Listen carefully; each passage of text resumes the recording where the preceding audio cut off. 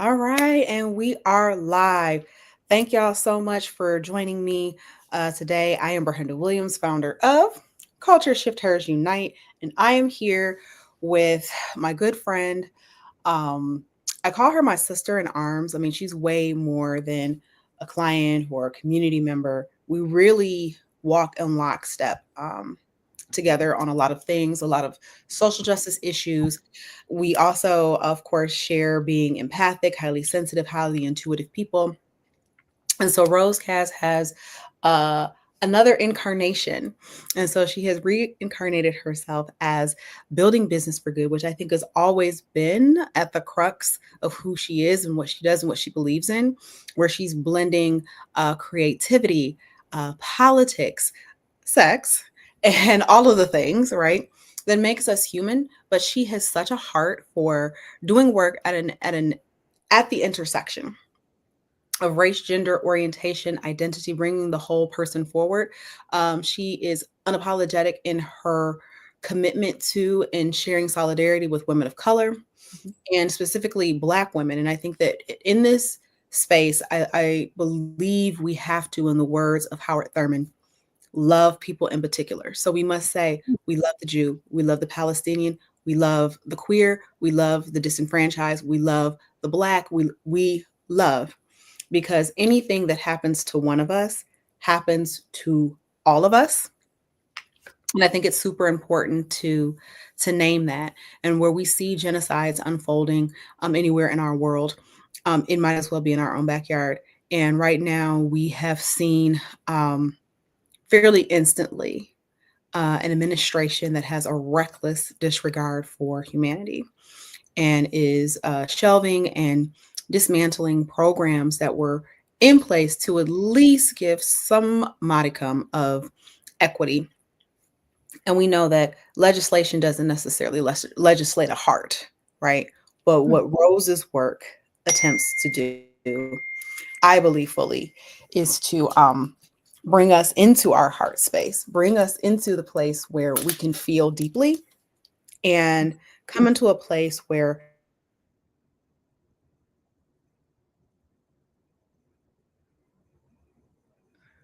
we can really get into it. So Rose Kaz, welcome.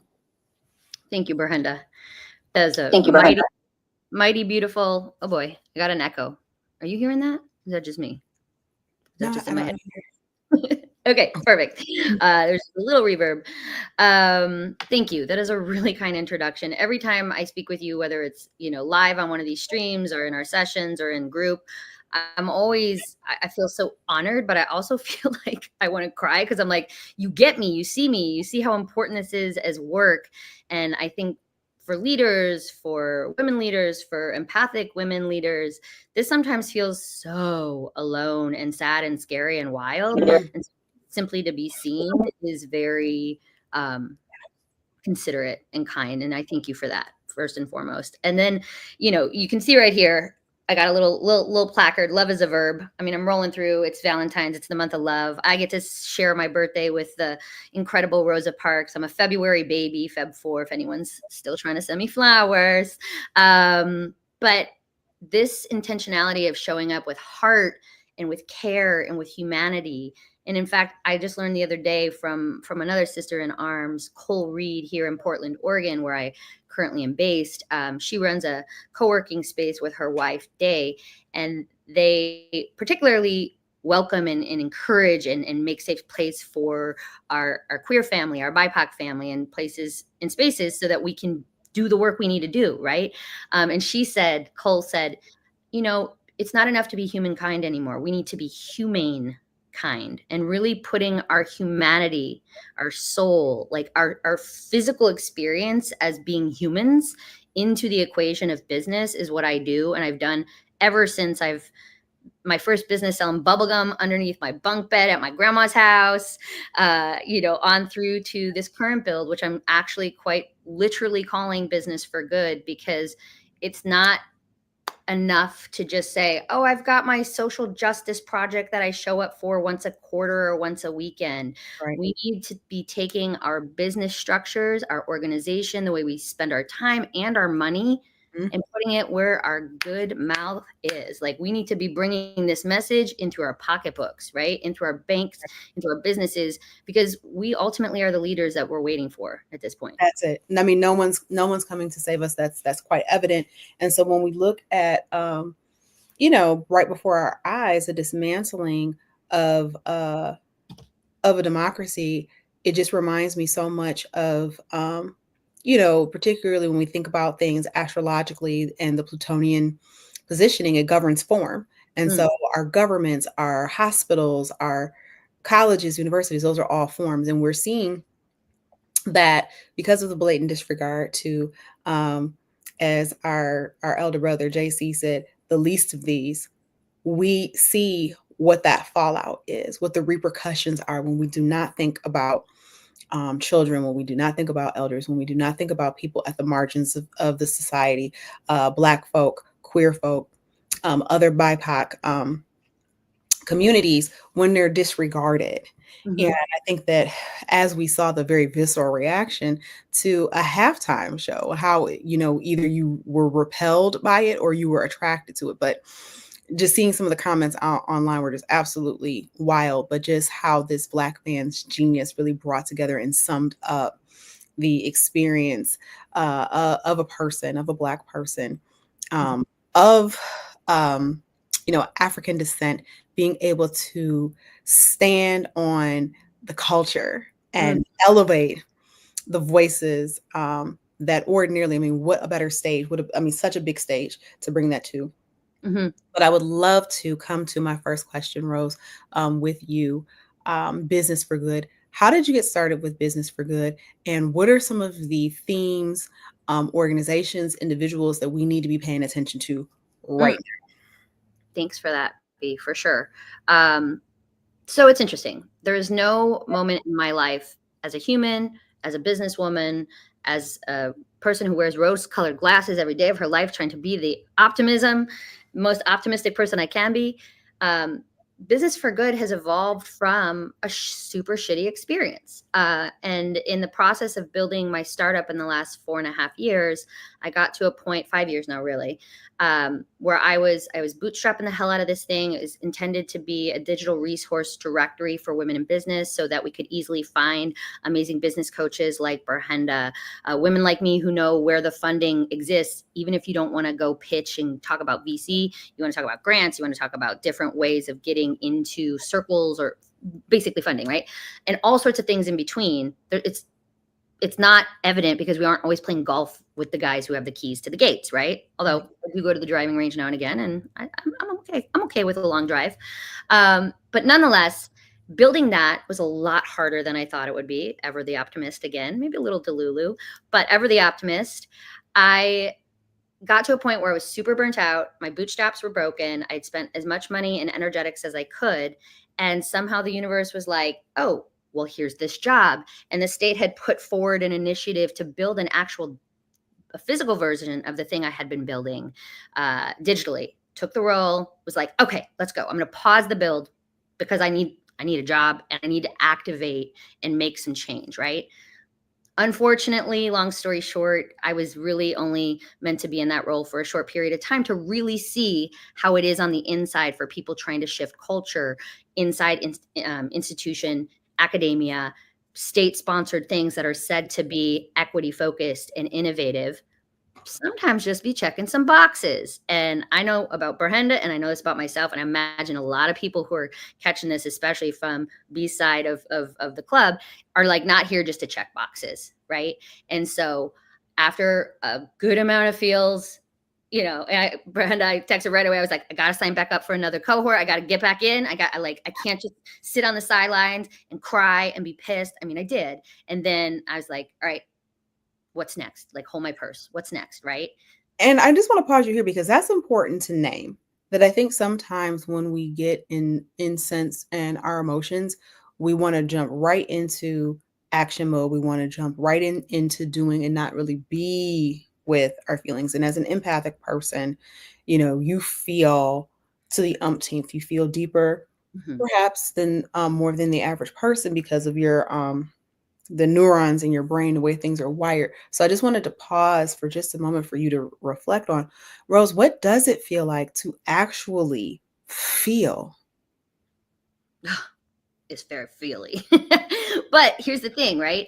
I think the important part of being able to actually feel is to, as you said, pause, remove ourselves, like not be removed, not be said, not be told, no, you can't come in here, you're not allowed, you're kicked out, you're fired, whatever. But to say, okay, I'm going to take an energetic pause from just like Mhm. cranking, or if I'm not drinking from the fire hose, I'm spraying the fire hose. I got to go out here, because that is part of the problem that we are in right now, as not just as women, or as marginalized communities, or as United States, as a human species, a humane species. We Mhm. have been taught that we are supposed to just keep going and doing, and an American version of that is very toxic, right? And so what I realized, I had already learned this a couple times in the last 5 years, but it was now the time is like, girl, did you learn that, or did you learn that? And so when I really felt, it was when I stopped trying to plug in so hard and get that scarcity out. Like, oh well, I gotta make sure I can't deplete my savings. My savings is almost up. I better go get a job, or I better, and just all the anxiety that was like creeping. And from my perspective as a creative, I cannot create anything from a business plan to an outline to resurrect the pull the startup off the shelf and rebrand the colors, or talk to the network business strategy, whatever, if I'm coming from like chaotic lack and scarcity, right? Like that's just the antithesis of making and building and goodness. And that, if we reflect at again the 30,000 level, that is exactly what this administration at a federal level wants us to do, and they want that to be the vibe globally. And I know I'm here, and I think B, you too, are to say like, Yeah. no, that's not the leadership vibe. We're not doing that. No, we're not. We're not doing that. It's not sustainable. We know it's not sustainable. There is an old guard that is just dying away, and I think it's kind of trying to take a last stand. But I think enough of us are feeling incensed enough to take even bolder, I believe, actions, and leaning into spiritual technology, into community, and leaning into those who are doing the good work and amplifying that work. And so, speaking of amplification, who and what should we be paying attention to? Like, who are some of the people that you will right now? Because I mean, you're always, hey, B, let me introduce you to, let me connect you with, powerful women who are doing extraordinary work on the planet, but also on that very communal level, right? On that very, um, neighborhood, Mhm. granular level. So tell us who we need to be Yeah, focused on, what we need yeah, to be yeah. paying attention to. Love this question. Connector, and just like for lifetime fangirl, right? I'll be like so inspired by this woman. Oh my gosh, I have to tell everybody I know, because check this out. So Rakaya Adams, incredible woman. Uh, JD, meaning she's a lawyer from Stanford. She also went back to Stanford and got her MBA. She's a woman of color. She's probably twice as tall as me, played basketball. When I first heard her talking at a fireside chat, it was not yet 9 a.m. And I heard her go, pass me the fucking ball. And I was like, ma'am, like, good morning, drop an F bomb before 9 a.m. I am paying attention. And she was talking about understanding economic development and big picture growth from a perspective of law. And she said, if you want to understand racism in the United States, go become a lawyer as a Black woman. And I was like, oh shit. Okay, yes. And what she's doing right now is she's the principal running the 1803 fund here in Portland, Oregon, which is helping to fund the Albina Vision and the Albina Vision Trust, which is essentially to undo the unfortunate and terrible workings of segregation, actually mapped out and distributed to the country by my hometown, Chicago, who created infrastructure of highways and roads to just go right through neighborhoods. And of course, we know what that does to the communities, the humans, the people, the businesses. The neighborhood of Albina in 1948 was putting out $1 million in revenue for one area of Portland in 1948. In what, like, Portland's not a big city, right? In one neighborhood. And they just leveled it. And so Albina Vision is really working to bring that neighborhood back to its affluence and back to its generative spirit, in an economic development way. And Rakaya is one of the main people responsible for making those funds that were actually in part, put there by a Nike gift, which is great because that is corporate giving a shit, and they should give a real big damn Mhm. about how cities are being rebuilt right now. So she's one to definitely have a look on the LinkedIn or maybe elsewhere. Absolutely. And you named something really important too about corporate um, investment in communities. And, I, of course, my heart aches for anyone that has lost their home in the fires, most recently in California. But I think it was also lifted up to Altadena, particularly. It's a Black haven where I'm talking about we're going back to, days of settling and pioneers and Black folks. I mean, and I don't think people really understand history Mhm. when we and I do say we because I actually have family that lived in Pasadena. When we talk about Great Migration, hearing about the gold rush, you're a freed now, formerly enslaved Africans. Well, where do you go? And so many went to the quote unquote frontier. Mhm. Yes, where I'm from, Detroit, people did go straight up, go straight, northbound. But also there were significant numbers of Black folk that also wanted to stake their claim Mhm. in the acquiring of like the gold and the promise of this land. And then of course it does a disservice to our indigenous family. But I think it is important to name that communities like Altadena, Black and thriving, how home ownership went up in flames. Mhm. And often, as we've seen with Hurricane Katrina in the Carolinas, where there is devastation in Black neighborhoods. And I can even say in my own neighborhood, after the rebellion of 1967, many parts of my have not been rebuilt. And we're going back like 40, 50 years, Mhm. still has not fully recovered. And of course, that's by design. So if you even want to speak to, another Yeah. sister in arms who is working on legislation. Um, Yes. and we're looking to give donations so that she can go and speak truth to power. Please, Yes. share. Our sister Tamara Johnson Shealy, who right now might even be on her way to Detroit. I'm sorry, not Detroit, DC. Again, last time we chatted with her in January, she had committed to going to the Capitol, the nation's capital, once a month and showing up. She has run for Senate of the state of Georgia 5 times, and she comes from the beauty and barber industry. So, if you go get your hair done, who do you talk to the most and who hears the most stories? It's your therapist. It's the person who does your hair, right? And so I met Tamara years ago and have been watching and supporting and cheering her on. Although I've not met her in person, I know her from these internet streets, and have just been like, oh my God, girl. And she's not given up. And I will tell you, I don't want to spill all her tea, but something that she experienced last year, from within her own state, within her own Democratic Party, to try to dissuade her from continuing to try.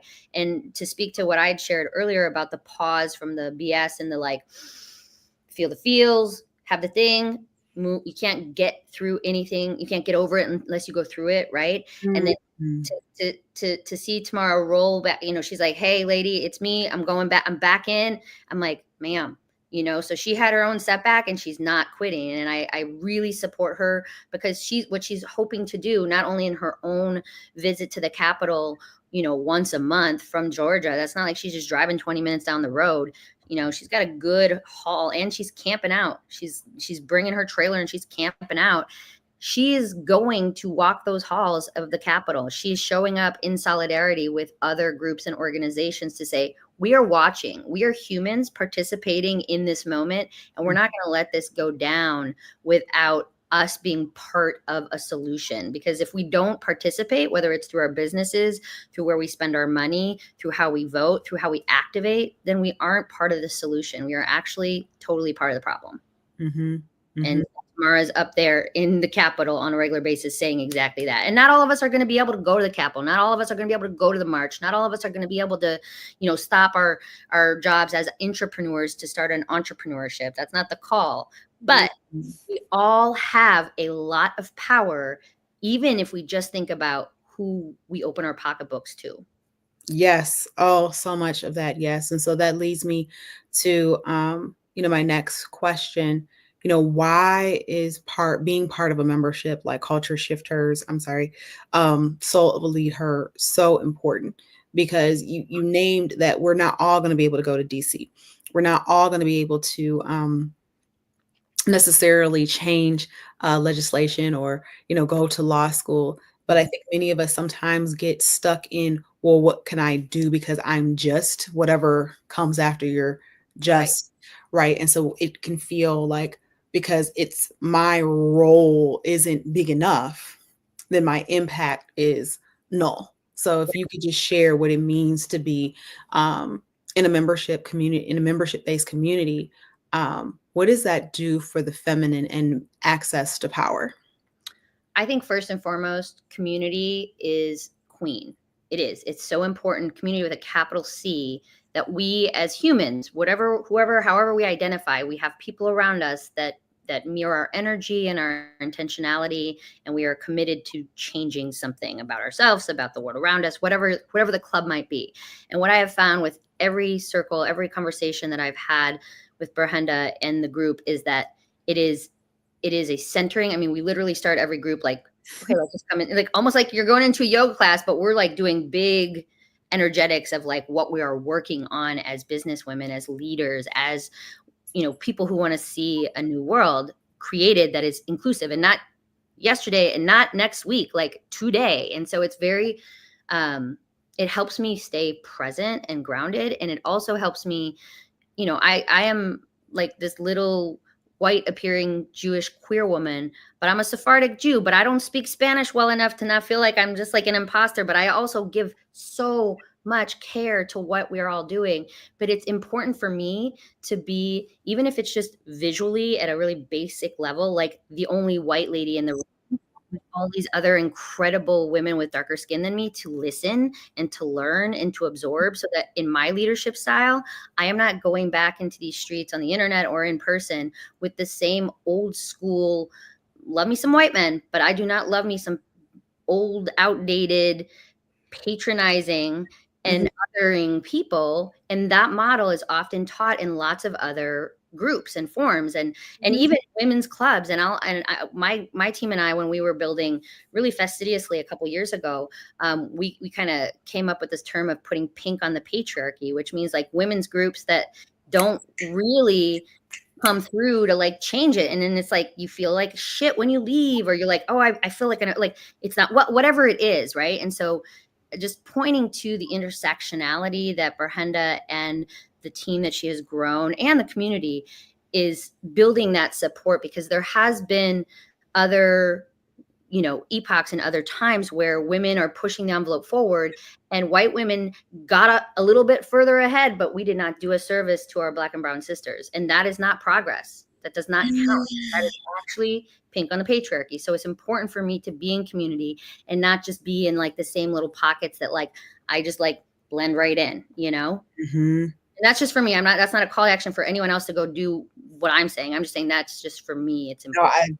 I think that that's super important. And ironically, I had a conversation with a white woman earlier today with a similar sentiment. I love that, putting pink on the patriarchy, but that's what we're talking about, that a lot of times in women's empowerment groups or women's clubs or women's groups or networks, it's solely named patriarchy, which is usually something we hear lauded and touted by white women. But what about all the other identities that are negated when we don't talk about homophobia, when we don't talk about xenophobia, when we don't talk about systemic racism, when we don't talk about ageism or ableism, right? All of the other isms and schisms that, fat phobia, there's so many identities that patriarchy, or I would say white, Sonia Renee Taylor, let me cite sources, Sonia Renee Taylor reminds us consistently of white supremacist delusion. Mhm. And I will also have to quote Audre Lorde here because it really makes me think about her quote where she says,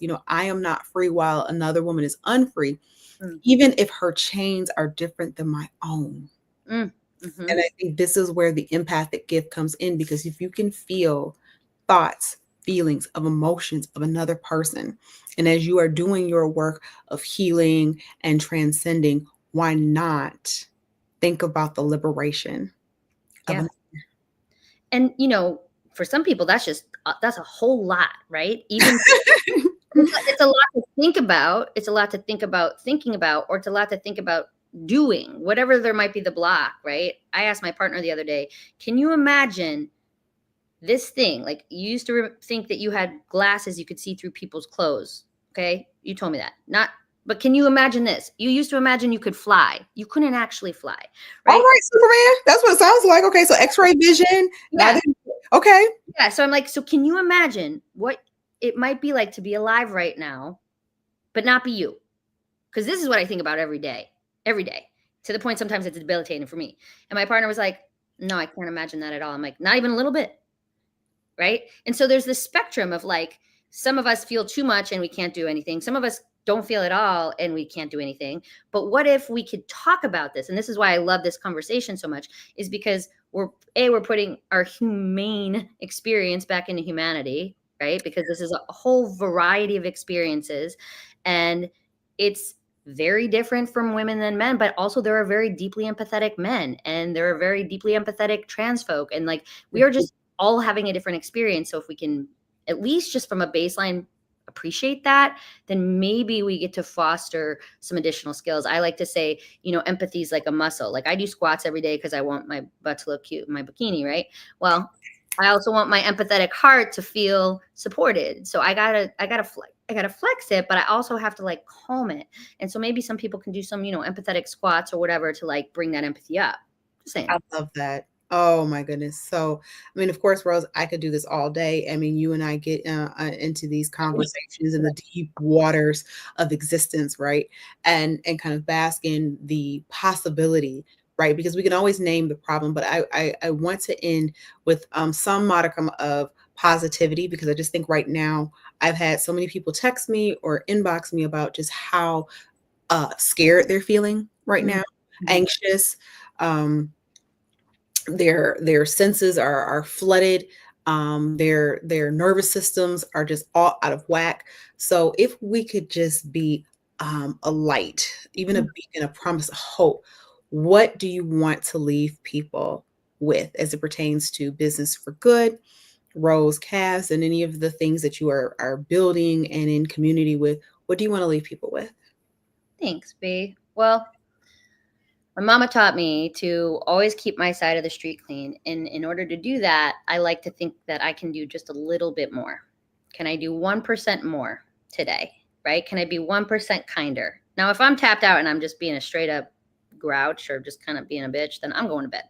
But if the answer is maybe, yeah, actually, I could do 1% more, then I do. Right. And then the next day, maybe I get to do another 1% more. And so it's just a question of like, could you do 1% more towards kindness, towards goodness, right? And maybe good and bad are ambiguous right now. I hope not, but kindness, I think, is pretty clear, right? And so, making our humankind humane and kind, I think, is a really simple, maybe a Hallmark card call to action. But that's my simple ask for people plugging in right now. But then, if there's a way I can work with you all, my favorite thing I'm doing right now, in fact, I'll do in just about 15 minutes, I've got a Finding Funding for Women in Business call Yes. every single month. I do a virtual call. It's an hour, and then we have 15 minutes after. So if people have to bounce, it's just their lunch break. You can put your question in the chat. We have a 15-minute Q&A, and then I sound the recording talking about exactly what we discussed, from where are the grants? What is the current status of applying for these things? How do we use AI to actually find these funds like best? What are the tools that are good? What are the tools that are bad?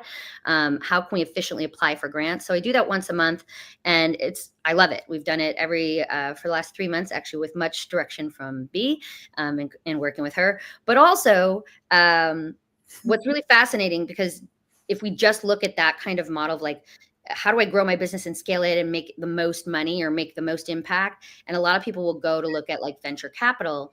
That type of resource, typically, not all the time, but the model of that is based on extractive capitalism.